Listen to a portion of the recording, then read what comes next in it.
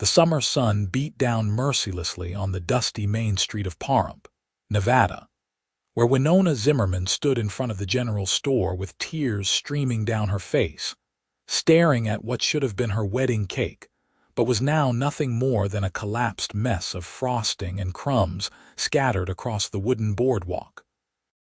The three-tiered confection had taken Mrs. Henderson 4 days to create, and now it lay in ruins after some drunk cowboys had crashed their horses through the street, sending the delivery boy flying and the precious cake tumbling to the ground.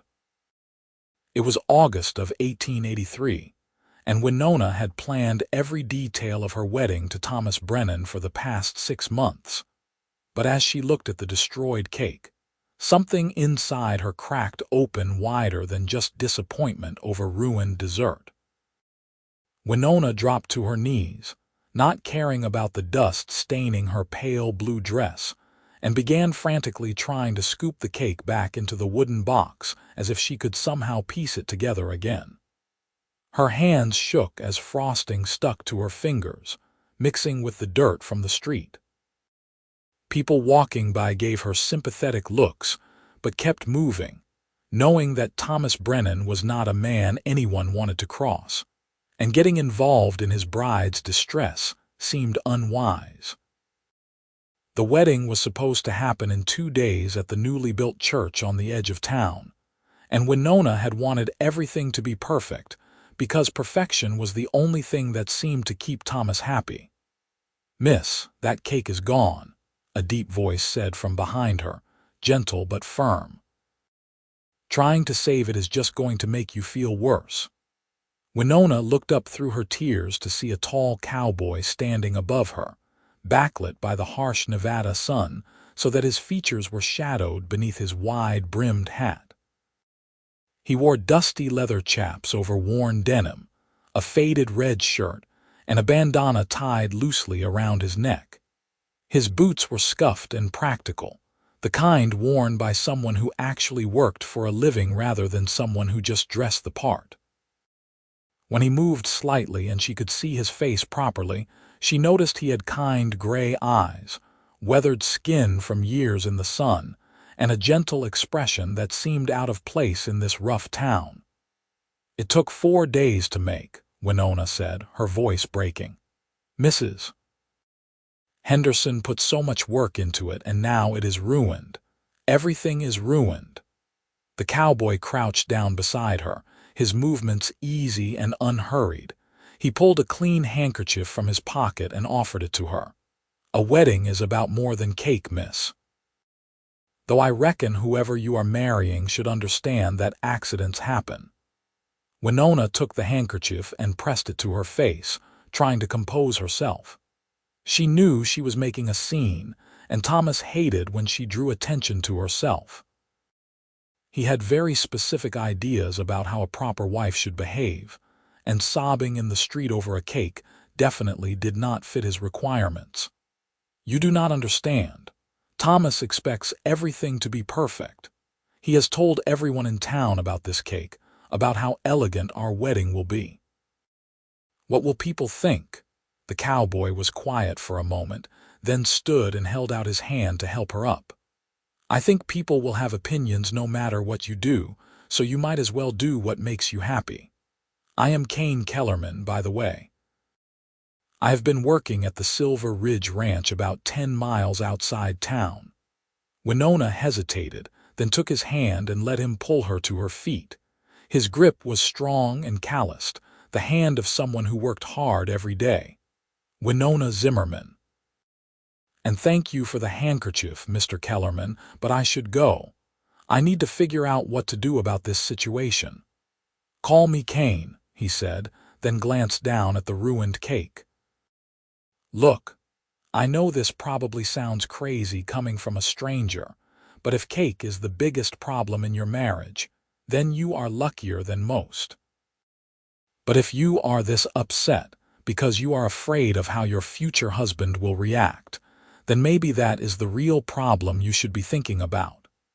His words hit Winona harder than she expected. She opened her mouth to defend Thomas, to explain that he was just particular about things, that he had high standards which would make them a respectable couple in town. But the words would not come. Instead, she found herself really looking at this stranger who had stopped to help her when everyone else had walked by. There was something solid about him, something genuine that she had not encountered in a long time. "I should go," she repeated, but she did not move. Kane studied her for a moment, then did something that surprised her completely. He smiled, and it transformed his entire face. "I will marry you without the cake," he said simply. "If you want someone who cares more about you than about what kind of dessert gets served at a wedding, then I am right here. I know I am just some cowboy you just met, and I know that sounds completely insane, but I have learned in my 30 years on this earth that sometimes you know things right away. And I know I would rather spend my life with someone who cares as deeply as you do about keeping promises and not disappointing people than with someone who has the fanciest cake in Nevada." Winona stared at him, completely speechless. Her heart was pounding so hard she could hear it in her ears. This man was either completely mad or the most honest person she had ever met. "You do not even know me." "No, I do not," Kane agreed. "But I know you are sitting here crying over disappointing other people and worrying about what your husband-to-be will think instead of being angry about the cake for your own sake.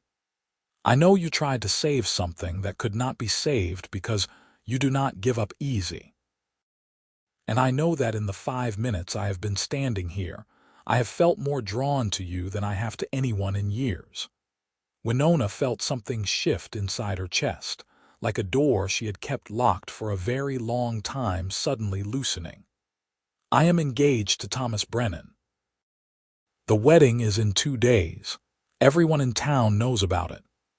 "I know Thomas Brennan," Kane said, and his expression grew serious. "He owns the bank and half the businesses in town. He is powerful and wealthy, and every unmarried woman in 3 counties has tried to catch his attention. But I have also seen how he treats people who work for him, and I have heard stories that make me think you deserve better." "You should not speak about him that way," Winona said, but again, there was no conviction in her voice. The truth was that she had heard some of those same stories. She had seen how Thomas spoke to his employees, how he expected immediate obedience, how he grew cold and distant when things did not go exactly as he planned. She had told herself that he would be different with her, that as his wife she would be treated with respect and care. But deep down, she had doubts that had been growing stronger as the wedding approached. Kane held up his hands. "You are right. I am sorry. I have no business speaking ill of any man, especially to his intended bride. I just hate seeing someone as kind as you seem to be looking so broken over something that should be a happy time." He adjusted his hat and took a step back. "I should let you go handle your business. But if you want help cleaning this up or if you need anything else, I am staying at the boarding house on 3rd Street. Room 7.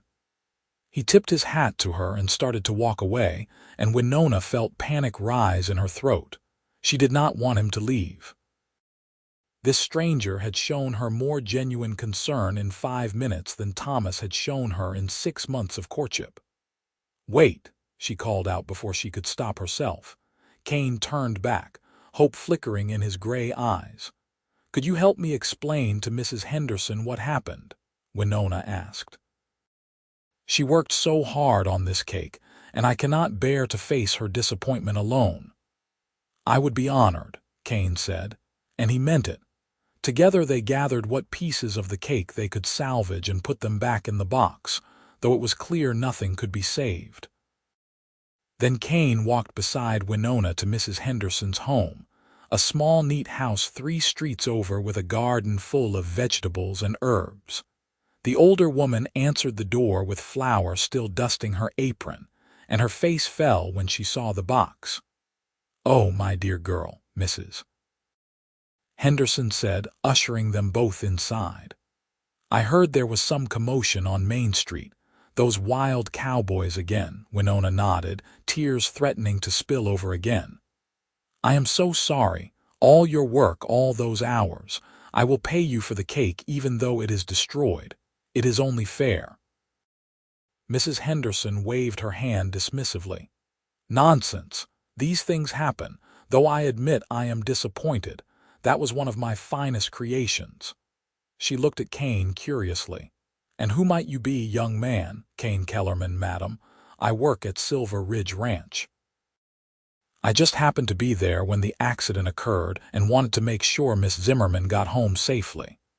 Mrs. Henderson's shrewd eyes moved between them, and Winona had the uncomfortable feeling that the older woman could see far more than what was being said. I see. Well, Mr. Kellerman, that is very kind of you. Winona, dear, I can try to make another cake, but not in 2 days. It would take at least a week, maybe more, depending on whether I can get the supplies I need. The wedding is in 2 days, Winona said quietly. There is no time. Then you will have a wedding without a cake, Mrs. Henderson said practically. People will understand, and if they do not, then they are not worth worrying about. She paused. Though I must say, I have always thought you deserved someone who would marry you even if you served nothing but water and bread, let alone without a fancy cake. Winona felt her cheeks flush. Mrs. Henderson, please. Thomas is a good man. The older woman pressed her lips together but did not argue. Instead, she offered them both coffee, which Kane accepted gratefully and Winona declined, saying she needed to get home before dark. The truth was she needed to go tell Thomas about the cake, and she was dreading the conversation more than she wanted to admit. Kane walked her to the small house on the edge of town where Winona lived with her aunt, who had taken her in after Winona's parents died in a cholera outbreak 5 years ago. Her aunt was visiting friends in Carson City and would not be back until the day before the wedding, which meant Winona was facing this crisis alone. When they reached the front gate, Kane stopped and looked at her seriously. I meant what I said earlier, he told her. About marrying you without the cake. I know it sounds insane, and I know you are already engaged, but I want you to know that the offer stands. If you decide that you want something different than what you have planned, I will be at the boarding house. Why would you say such a thing to someone you just met? Winona asked, genuinely baffled. You know nothing about me. I could be terrible. I could be mean or selfish or any number of things. Kane smiled that warm smile again. I have been a cowboy for 12 years, Miss Zimmerman. I have worked on ranches from Texas to California, and I have learned to read people pretty quickly because my life sometimes depends on it. I can tell when a horse is going to buck before it moves, and I can tell when a person has a good heart just by watching how they treat others. You tried to save that cake not because you cared about the cake itself, but because you cared about the person who made it and the people who would be disappointed. That tells me everything I need to know. You are crazy, Winona said, but she was smiling slightly. Probably, Kane agreed. But sometimes crazy is just another word for brave enough to go after what you want. Think about it at least. Ask yourself if you are marrying Thomas Brennan because you love him or because it is what everyone expects. Then he tipped his hat once more and walked away, leaving Winona standing at her gate with her heart pounding and her mind racing. She watched him until he turned the corner and disappeared from sight, then went inside her small house and sat down at the kitchen table, still holding his handkerchief. She knew she needed to go see Thomas and tell him about the cake, but she kept putting it off. Instead, she found herself thinking about Kane's words, about his offer, about the way he had looked at her like she mattered more than any cake or wedding or social expectation. It was ridiculous. She did not know him. He was just a drifter, a cowboy who would probably move on to another ranch in another town in a few months. Thomas offered stability, security, a place in society. He owned property and had money saved. He could give her a comfortable life, but would it be a happy life? Winona finally forced herself to stand and walk to Thomas's house, a large two-story building near the center of town that spoke of his wealth and status. His housekeeper answered the door and showed her to his study, where Thomas was reviewing ledgers at his massive desk.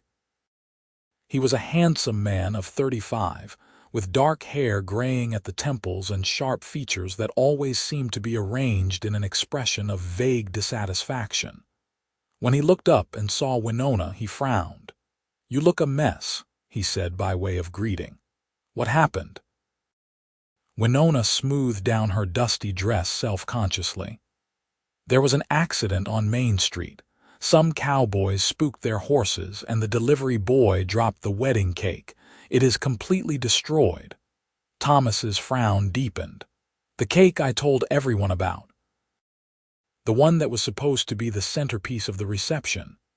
"Yes," Winona said quietly. "I am so sorry. Mrs. Henderson cannot make another one in time. I will try to find something else, maybe some pies or—" "This is unacceptable," Thomas interrupted, standing up abruptly. "I have been telling everyone about this wedding, about how perfect it would be, about the 3-tiered cake imported recipe Mrs. Henderson was using. Do you know how this makes me look?" "It was an accident," Winona said, feeling defensive. "I did not drop the cake on purpose." "But it was your responsibility to ensure it arrived safely," Thomas said coldly. "You should have arranged for better delivery, or you should have picked it up yourself. This is exactly the kind of carelessness I cannot tolerate." Winona felt anger flare in her chest, hot and unexpected. "Carelessness. I planned everything exactly as you wanted. I followed every instruction you gave me. I cannot control drunk cowboys crashing through the street." "You can control how you respond to situations," Thomas said, his voice growing harder. "A proper wife would have found a solution instead of making excuses. I am beginning to wonder if you are mature enough for marriage, Winona." The words stung, but they also clarified something that had been murky in Winona's mind. She looked at Thomas, really looked at him, and saw not a partner who would stand beside her through difficulties, but a man who needed everything to reflect well on him, who valued appearance over substance, control over compassion. She thought about Kane's words, about marrying someone without the cake, and suddenly understood what he had really been saying. He had been offering her a partnership based on who she was rather than what she could provide to make him look good. "Perhaps you are right," Winona said slowly. "Perhaps I am not mature enough to marry someone who cares more about his reputation than about my feelings. Perhaps I am not strong enough to spend my life apologizing for things beyond my control and trying to live up to impossible standards." Thomas's eyes narrowed. "What are you saying?" "I am saying that I do not think we should get married," Winona said, and even as the words left her mouth, she felt a weight lift from her shoulders. "I am sorry, Thomas. You deserve someone who can be the perfect wife you want, and I deserve someone who cares about me more than cake." "You cannot be serious," Thomas said, his face reddening. "The wedding is in 2 days. Everyone knows about it. I have made arrangements, paid for things. You cannot just back out now over one small disagreement." "This is not one small disagreement," Winona said, surprised by how calm she felt. "This is me realizing that I have been trying to mold myself into someone I am not because I thought marriage to you was what I should want. But I deserve more than should. I deserve someone who will marry me without the cake and still be happy." She pulled the engagement ring from her finger, a large diamond that had always felt too heavy, and placed it on his desk. Then she turned and walked out of his study, out of his house, and into the dusty Nevada evening. Her hands were shaking and her heart was racing, but she felt more alive than she had in months. Winona walked straight to the boarding house on 3rd Street and knocked on the door of room 7. When Kane opened it, looking surprised to see her, she said, "I broke off my engagement." Kane's eyes widened. "Because of what I said. Winona, I did not mean to pressure you into anything. I just wanted you to know you had options." "I know," Winona said, "and I am not here because you pressured me. I am here because you made me realize that I have been settling for less than I deserve. I do not know you, Kane Kellerman, and you do not know me, but I think we should change that. I am not asking you to marry me tomorrow. I am asking if you want to get to know each other properly, to see if what we both felt today was real or just a moment of madness." Kane's face broke into the widest smile she had seen yet. "I would like nothing more. Though I have to warn you, I am not wealthy like Thomas Brennan. I make decent money as a ranch hand, and I have saved some, but I cannot offer you a big house or fancy dresses." "I do not want a big house or fancy dresses," Winona said. "I want someone who sees me as a partner, not a possession. Someone who will stand beside me when things go wrong instead of blaming me for not being perfect." "Then I am your man," Kane said. "Or at least, I hope to be." They stood there in the doorway of his boarding house room, grinning at each other like fools, until the boarding house owner came up the stairs and cleared her throat loudly, reminding them that propriety still mattered even in 1883 Nevada. Kane quickly stepped out into the hallway, closing his door behind him. "Can I walk you home?" he asked. "I would like that," Winona replied. They walked through the darkening streets of Pahrump, talking about everything and nothing. Kane told her about growing up in Kansas on a small farm, about how he had left at 18 to seek adventure and had found work as a cowboy. He spoke about the ranches he had worked, the places he had seen, the challenges and joys of life working with cattle and horses. Winona told him about her childhood here in Nevada, about losing her parents, about her aunt who tried her best, but was often overwhelmed by having an extra mouth to feed. She talked about how she had accepted Thomas's proposal partly because it seemed like the sensible thing to do, a way to secure her future and take the burden off her aunt. "But being sensible is not the same as being happy," Kane observed.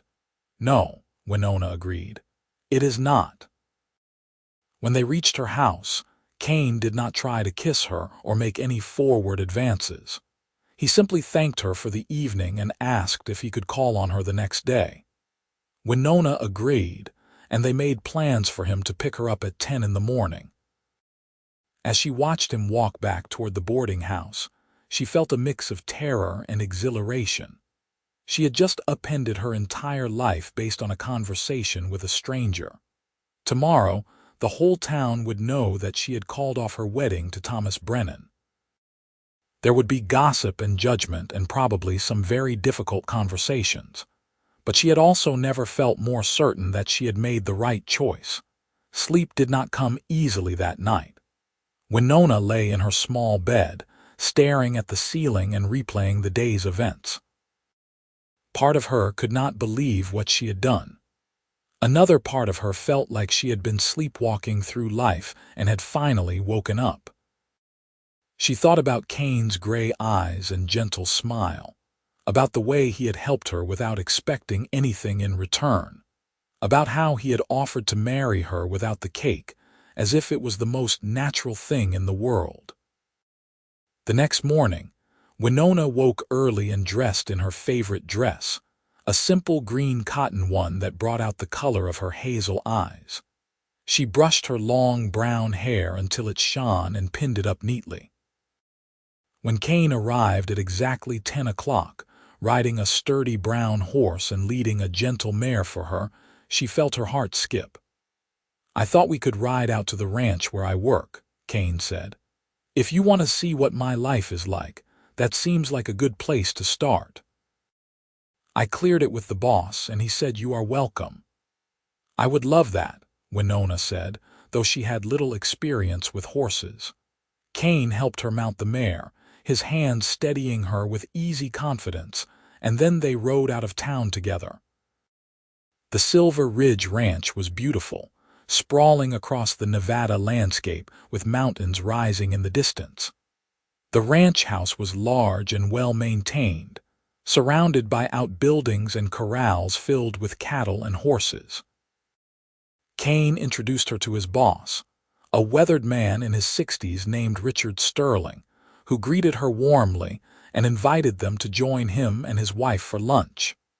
"Kane here is one of the best hands I have ever had," Richard told Winona as they ate sandwiches on the wide front porch. "Knows cattle and horses better than most men I have met, and he is honest and hardworking. If he has taken a shine to you, young lady, then you must be something special."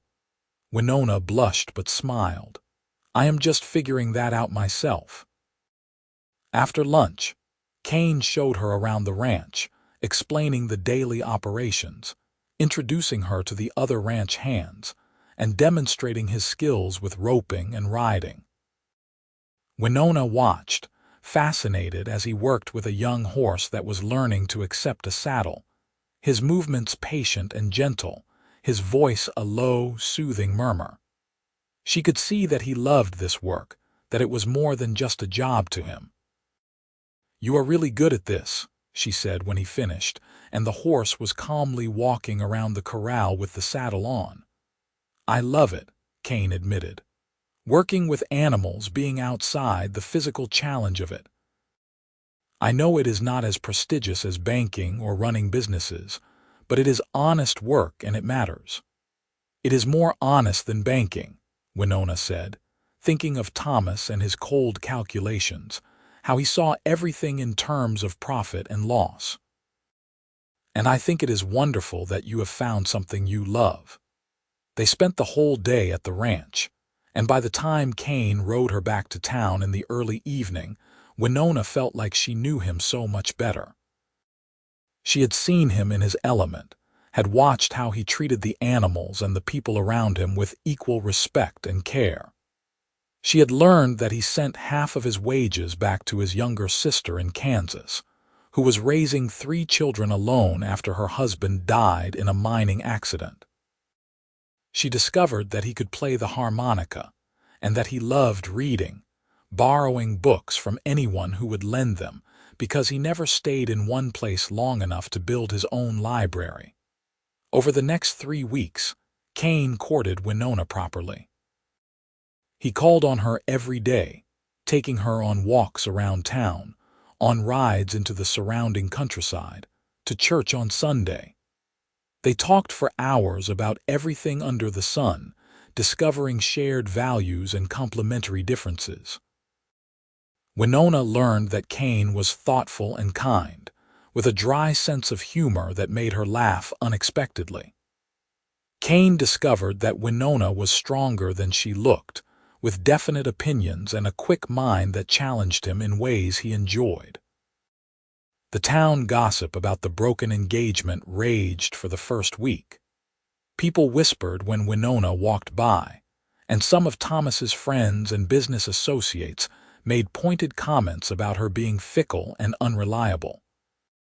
Thomas himself spread rumors that she had been seeing Kane before the engagement ended, which was not true but made for juicy gossip. Winona's aunt returned from Carson City in a fury, demanding to know how Winona could throw away such a good match, but eventually calmed down when she met Kane and saw how happy her niece was. "He is a good man," her aunt finally admitted. "No money or status, but good.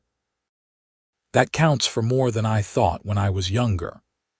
By the end of September, Kane asked Winona to marry him properly, with a simple gold band he had saved for months to buy.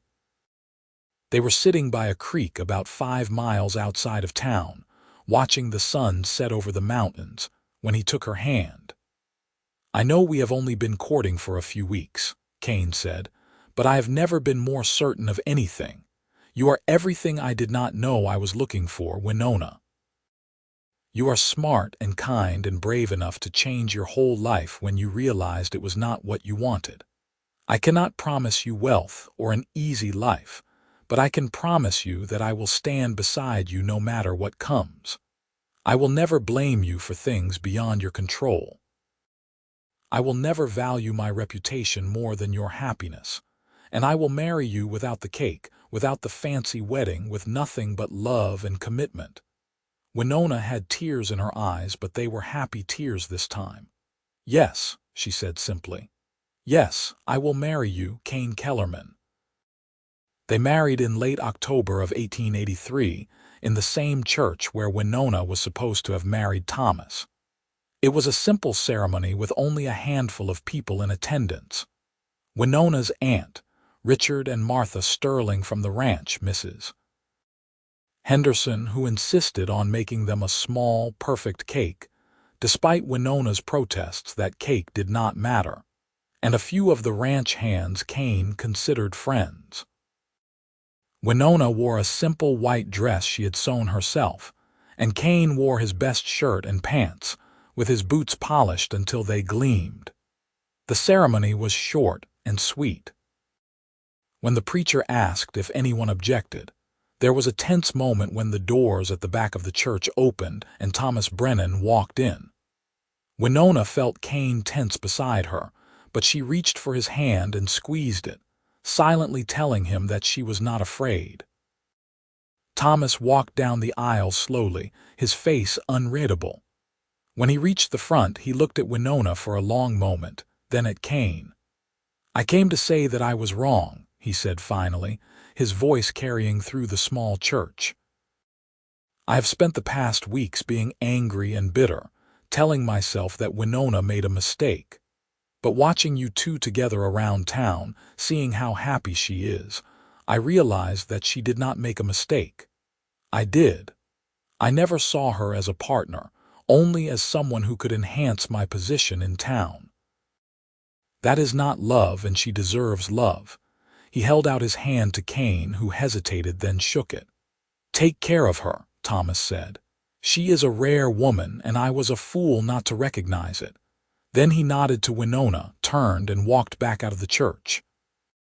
The gathered guests sat in stunned silence for a moment before the preacher cleared his throat and continued with the ceremony. When he pronounced them husband and wife and told Kane he could kiss his bride, Kane cupped Winona's face gently and kissed her with such tenderness that several people in the congregation wiped away tears. The reception was held at the ranch, in the large barn that the hands had decorated with wildflowers and lanterns. There was music and dancing, simple food, and Mrs. Henderson's perfect cake, which Kane and Winona cut together while everyone cheered. When it came time to taste it, Kane fed Winona a small piece, then leaned close and whispered, "I was right.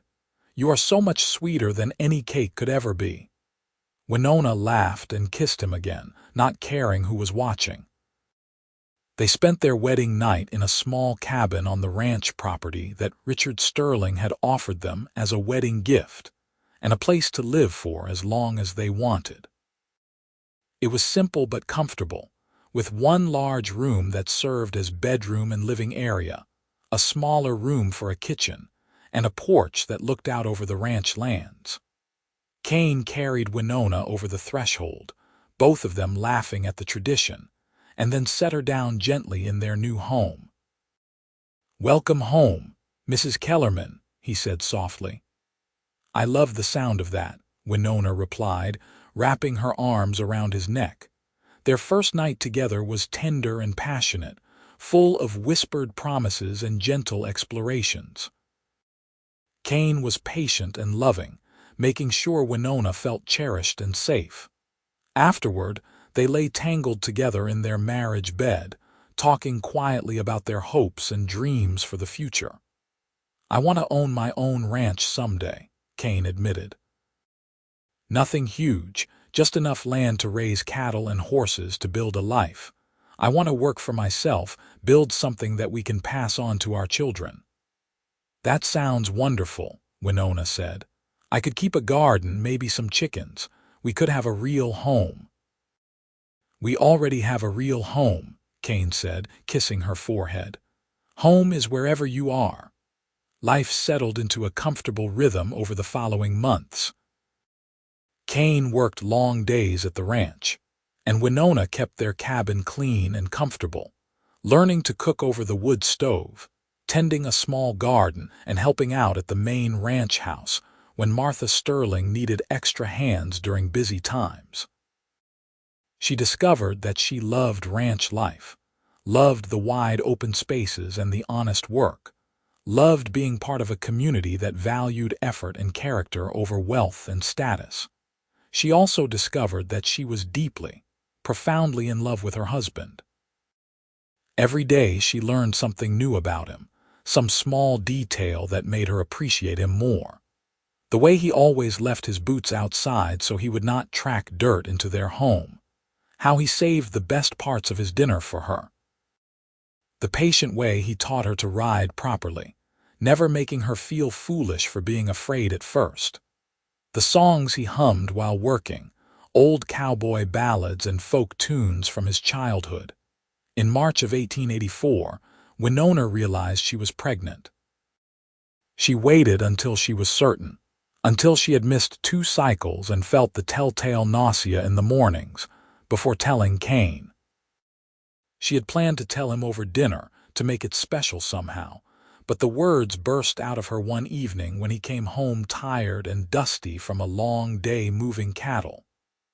"I am going to have a baby," she said as soon as he walked through the door. Kane froze, his hat halfway to the peg on the wall. "What? A baby?" Winona repeated, suddenly nervous. "We are going to have a baby, I think around November, maybe early December." Kane dropped his hat, crossed the room in 3 long strides, and swept her up in his arms, spinning her around until she was dizzy and laughing. "A baby," he kept repeating. "We are going to have a baby. Winona, this is the best news I have ever heard." He set her down carefully, then immediately looked worried. "But are you all right? Should you be standing? Do you need to sit down? Should I get the doctor?" Winona laughed at his sudden anxiety. "I am fine. Women have been having babies since the beginning of time. I am strong and healthy, and I have several months to prepare." Over the following weeks, Kane became almost comically overprotective.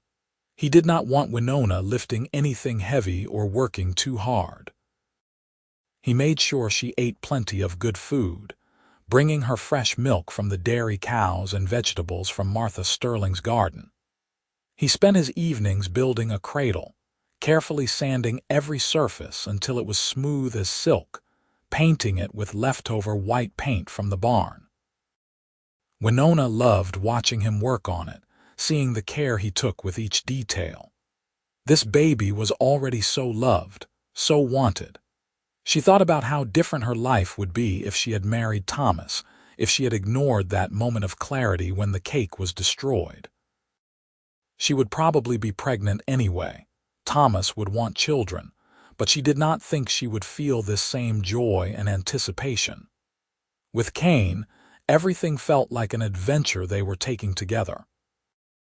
The pregnancy was relatively easy, though Winona grew tired easily in the first months, and the Nevada summer heat was brutal in her 3rd trimester. Kane did everything he could to make her comfortable, bringing her cool water from the well, sitting with her in the shade during the hottest parts of the day when he could take breaks from work, reading to her in the evenings from the books he borrowed. In November, just a few days after their first anniversary, Winona went into labor. Martha Sterling and the doctor from town attended the birth, while Kane paced outside the cabin, too nervous to sit still. It was a long labor, lasting through the night and into the next morning, and Kane nearly wore a path in the ground with his pacing. When he finally heard the baby's cry, strong and loud, he burst through the door before anyone could tell him it was all right to enter. "It is a boy," Martha announced with a tired smile. "A healthy, beautiful boy. Kane rushed to the bedside where Winona lay exhausted but radiant, holding a small bundle wrapped in a soft blanket. She looked up at him with tears in her eyes and held out the baby. "Meet your son," she said softly. Kane took the baby with shaking hands, staring down at the tiny face with an expression of absolute wonder. The baby had a shock of dark hair and was screaming lustily, his little face red with effort. "He has good lungs," Kane said, his voice choked with emotion. "And he is perfect.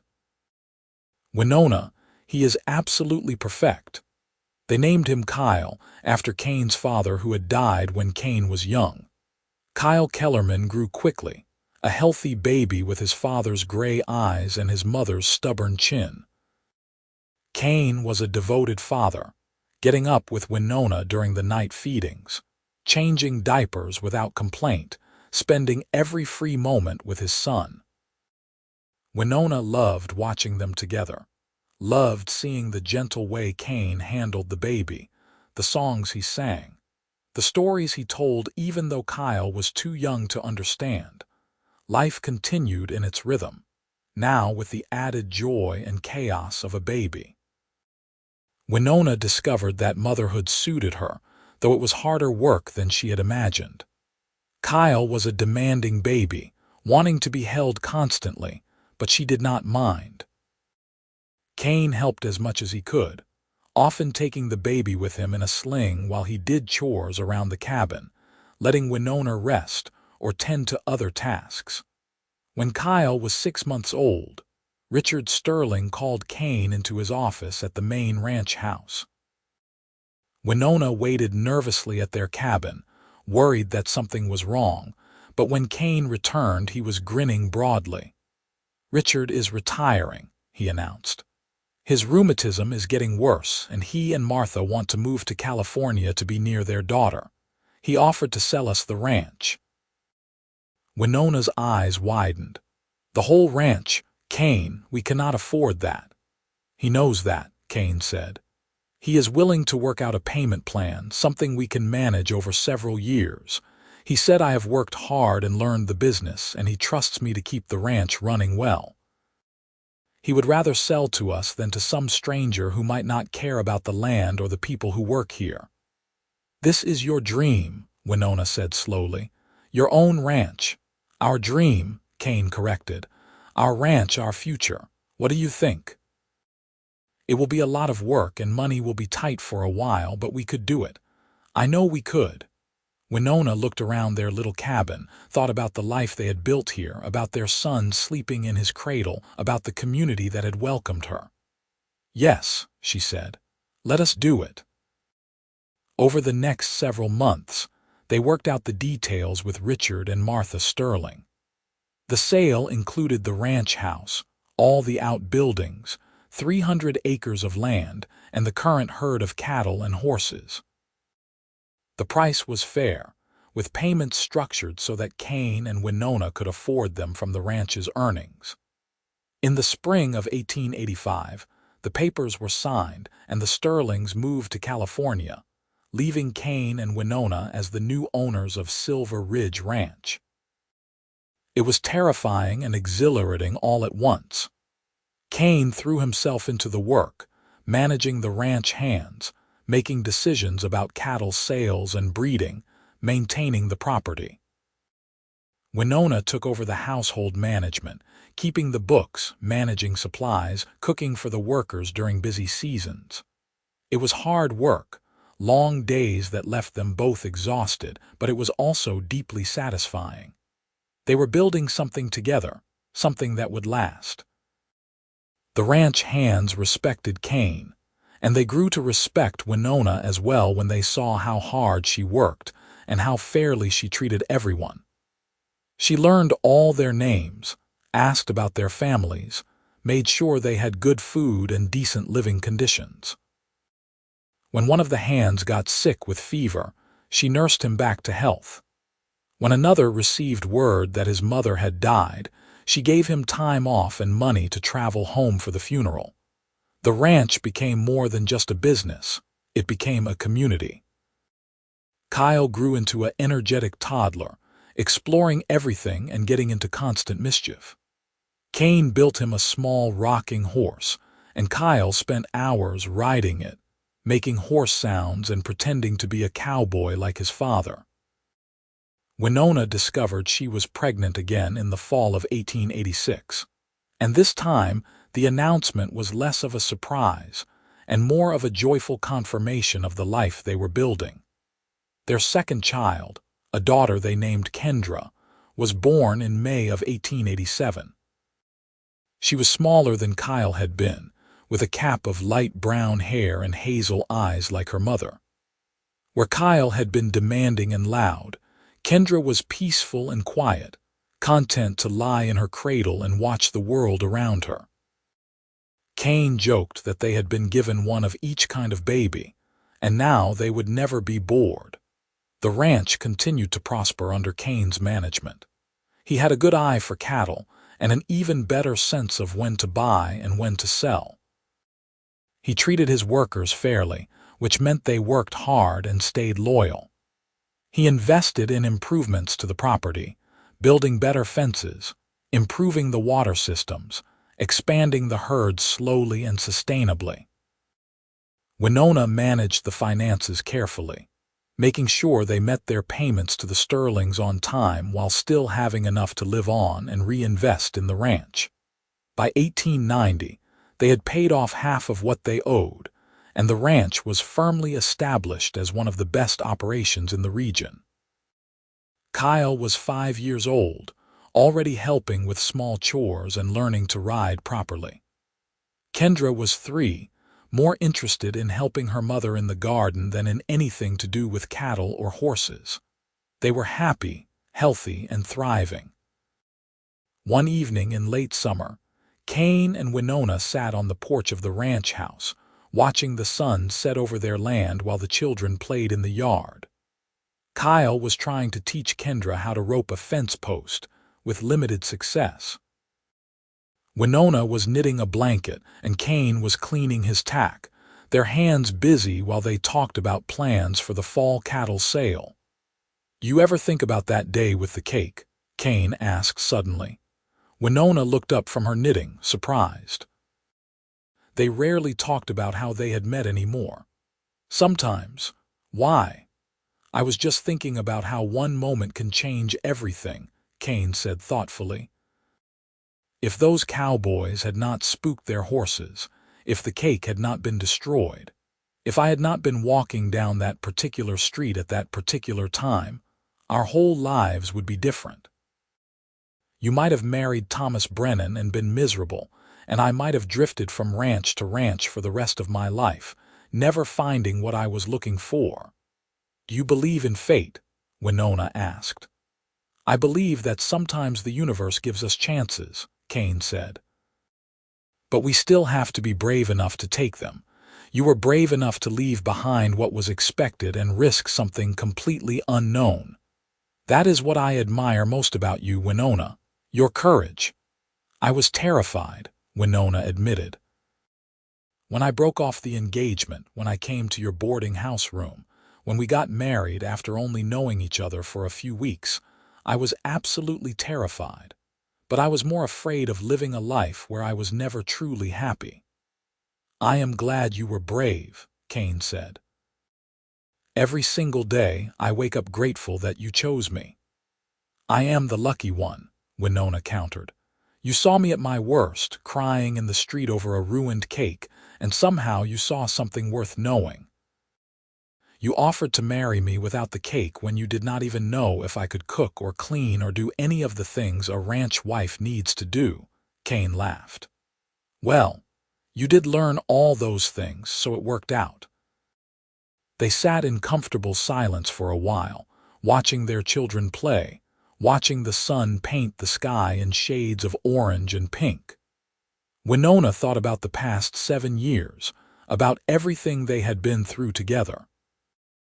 There had been hard times, a drought one year that killed part of the herd, a winter so cold they lost several calves, illnesses and injuries, and the constant worry that comes with owning your own business. But through it all, they had been partners in every sense of the word.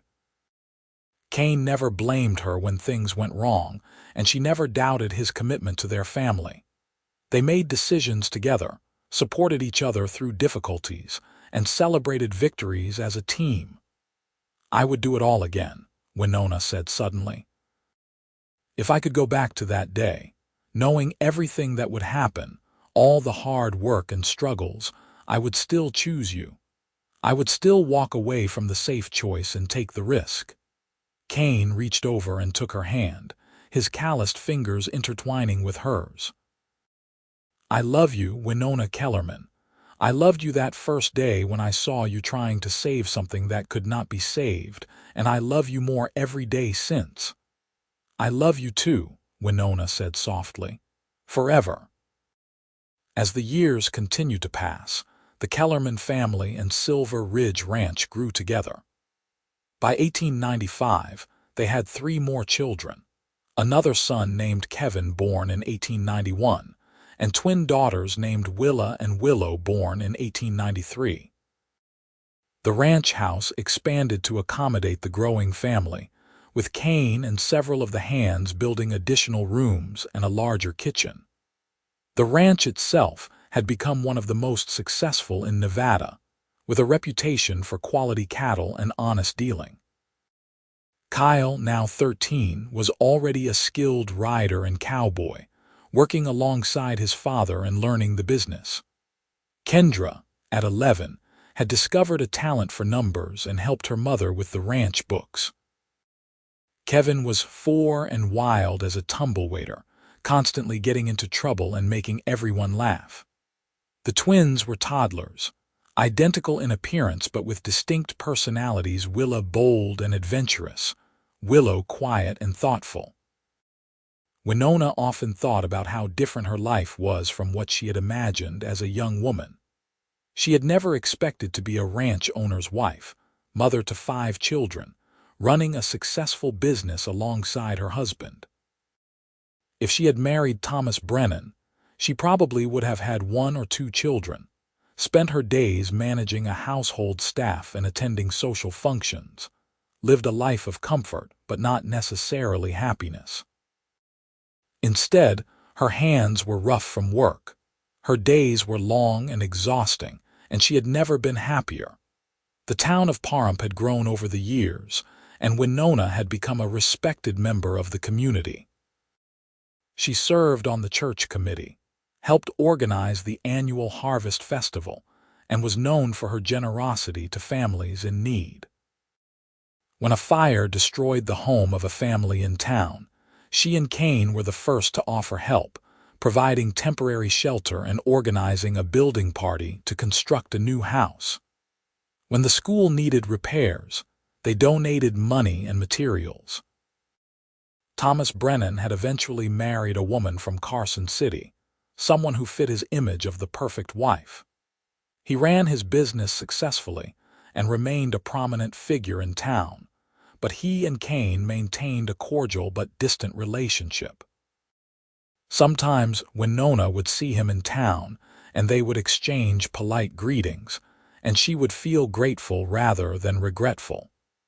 He had found someone who wanted what he could offer, and she had found someone who offered what she truly needed. Mrs. Henderson had passed away in 1892, and Winona had cried at her funeral, remembering the kind woman who had understood even before Winona herself did that she deserved better. The last time they had spoken, Mrs. Henderson had taken Winona's hand and said, "I am so glad you found your cowboy, dear. He was exactly what you needed." Life was not always easy on the ranch. There were droughts and storms, market fluctuations that affected cattle prices, injuries and illnesses that struck both people and animals. In 1896, a bad winter killed several head of cattle and nearly bankrupted them, but Kane and Winona worked together to rebuild, taking on extra work and carefully managing every penny until they were stable again. In 1897, Kyle was thrown from a horse and broke his arm badly, and Winona spent 2 terrifying weeks nursing him through fever and infection before he recovered. In 1898, a dishonest cattle buyer tried to cheat them, but Winona caught the discrepancy in the paperwork, and Kane confronted the man, ultimately getting the fair price they deserved. Through every challenge, Kane and Winona faced it together. They were partners in the truest sense, each bringing their strengths to the relationship. Kane was the dreamer, always looking ahead to what they could build, while Winona was the practical one, making sure they had the resources to achieve those dreams. Kane was patient and steady, while Winona was quick-thinking and decisive. They balanced each other perfectly. As the new century approached, Silver Ridge Ranch was thriving. They had finally paid off the last of what they owed the Sterlings, and the ranch was completely theirs. They had expanded their holdings to include 500 acres and had one of the largest herds in the region. More importantly, they had raised 5 children who were healthy, happy, and growing into fine young people. Kyle had announced his intention to stay on the ranch and eventually take over the operation, which filled both Kane and Winona with pride. Kendra had dreams of becoming a teacher and had been accepted to a normal school in Carson City. The younger children still had time to figure out their paths. On a warm evening in October of 1899, Kane and Winona celebrated their 16th wedding anniversary. The children had organized a surprise party, decorating the barn and inviting friends from town and the surrounding ranches. There was music and dancing, good food and laughter. At one point, Kyle stood up and made a toast. "To my parents," he said, raising his glass of lemonade. "They built this ranch from almost nothing, worked harder than anyone I know, and showed all of us what a real partnership looks like. They taught us that love is not just about the good times, but about standing together through the bad times too. They taught us that family is the most important thing, and that honest work is something to be proud of. We are lucky to have them." Everyone cheered and drank to the toast, and Winona saw Kane wipe discreetly at his eyes. Later, when the party was winding down and the children were helping clean up, Kane pulled Winona aside to the same spot by the creek where he had proposed to her 16 years earlier. "I have something for you," he said, reaching into his pocket. He pulled out a small wooden box and handed it to her. Winona opened it to find a delicate gold locket. She opened the locket and found tiny photographs inside, one of Kane and one of her, taken a few years earlier by a traveling photographer. "Kane, it is beautiful. When did you get this?" "I have been saving for it for a year," Kane admitted. "I know we never had a fancy wedding or a honeymoon or any of the things that wealthy couples have, but I wanted you to have something special, something that shows how much I treasure you and our life together." Winona felt tears well up in her eyes. "Kane Kellerman, I do not need fancy things. You have given me everything that matters: a home, a family, a partnership that makes me stronger. You have given me 16 years of love and laughter and purpose." "You gave me those things too," Kane said. "You took a chance on a cowboy with more dreams than money, and you helped make those dreams come true. You are the bravest, strongest, most incredible woman I have ever known." He fastened the locket around her neck, and she touched it gently, feeling the weight of it against her chest. "Do you remember what you said to me that first day, when I was crying over the ruined cake?" "I said I would marry you without the cake," Kane recalled with a smile. "And I meant it, though I have to admit Mrs. Henderson's cake at our wedding was pretty good." "It was," Winona agreed. "But you were right. The cake did not matter. What mattered was finding someone who valued me more than appearances, who saw me as a person rather than as an accessory. You gave me that, Kane. You gave me everything." They kissed under the stars, the sounds of their children laughing in the distance, the ranch they had built together spreading out around them. It had been 16 years since a ruined cake had changed both of their lives. 16 years of hard work and dedication, of challenges overcome and joys celebrated. They had built something remarkable together, not just a successful ranch, but a family, a legacy, a love story that would endure. As the years continued to pass, that love only deepened. They watched their children grow and thrive, welcomed grandchildren, continued to build and improve the ranch. They faced the challenges of aging together, supporting each other through aches and pains and the inevitable slowing down that comes with time. But through it all, they remained partners, lovers, best friends. Kyle took over the day-to-day operations of the ranch in 1905 when Kane was 52 and ready to step back a bit. He married a woman named Sarah from a neighboring ranch, and they had 4 children who ran wild over Silver Ridge just as their father had done. Kendra became a beloved teacher in Pahrump, marrying a shopkeeper and having 2 children of her own. Kevin tried his hand at various occupations before discovering he had a talent for horse breeding, eventually starting his own small ranch with his parents' help. The twins both married young Willa to a cowboy from Texas and Willow to a doctor from Carson City, and both had large, happy families. In 1910, Kane and Winona celebrated their 27th anniversary. They were grandparents to 14 grandchildren, with more on the way. Silver Ridge Ranch was one of the most established and respected operations in Nevada, known not just for quality cattle, but for the family that ran it with integrity and heart. They had achieved everything Kane had dreamed of that day when he proposed buying the ranch, and so much more than Winona had ever imagined possible. One evening that summer, they sat together on the porch of the ranch house, watching the sunset just as they had done so many times over the years. Kane was 57 now, his hair more gray than dark, his face deeply lined from years in the sun. Winona was 53, with silver threading through her brown hair and laugh lines around her eyes. But when they looked at each other, they saw the same people who had met over a ruined cake 27 years earlier. "Did I ever tell you that I almost did not stop that day?" Kane said suddenly. "When I saw you crying in the street, I almost kept walking. I was late getting back to the ranch, and I figured someone else would help you." "What made you stop?" Winona asked, curious. He had never told her this before. "The way you were trying to save that cake, even though it was obviously destroyed," Kane said. "Something about that got to me. You were not giving up even when the situation was hopeless. I thought, that is someone worth knowing, so I stopped." "I am glad you did," Winona said softly. "That was the best moment of my life, even though it did not feel like it at the time.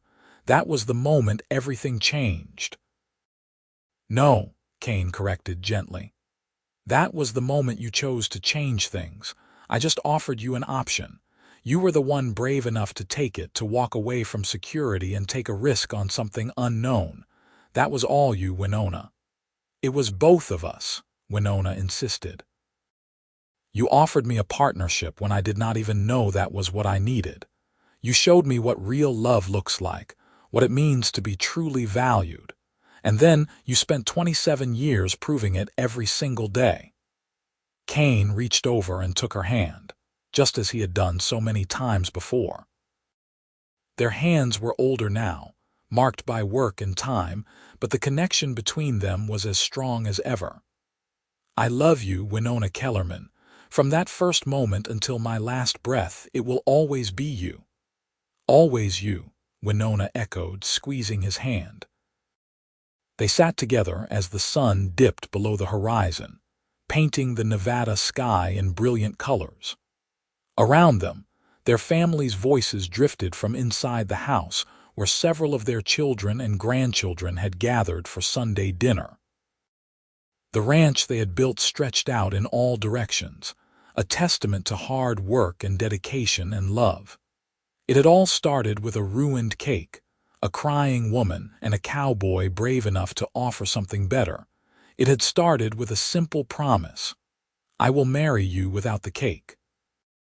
And that promise had grown into a lifetime of love, partnership, and happiness, into a legacy that would continue through their children and grandchildren and beyond, into a story that would be told and retold in the family, about how two people found each other at exactly the right moment and built something extraordinary together. As the stars began to appear in the darkening sky, Kane and Winona remained on their porch, hands clasped, hearts full. They had faced droughts and storms, sickness and hardship, the normal challenges that come with any life. But they had faced them together, and that had made all the difference. The cake might have been ruined all those years ago, but everything else had turned out perfectly. More than perfect, it had turned out exactly right, in ways neither of them could have imagined when they first met on that dusty street in Pahrump, Nevada, in 1883.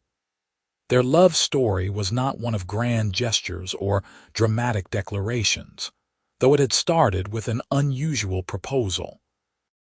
It was a story of daily choices, of small kindnesses and steady support, of two people who chose each other every day for 27 years, and would continue choosing each other for however many years remained.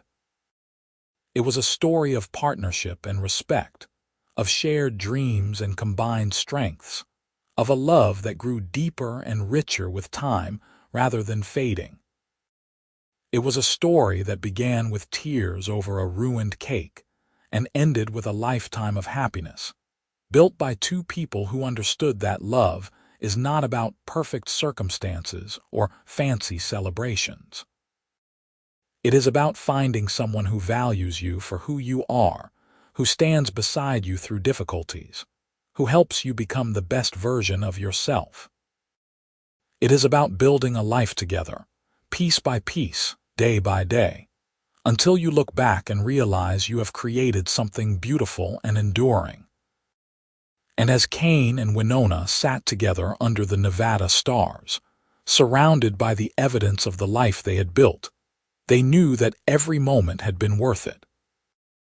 Every challenge overcome, every sacrifice made, every early morning and late night working to build their dream, all of it had been worth it because they had done it together. The cowboy had married her without the cake, and they had lived happily ever after.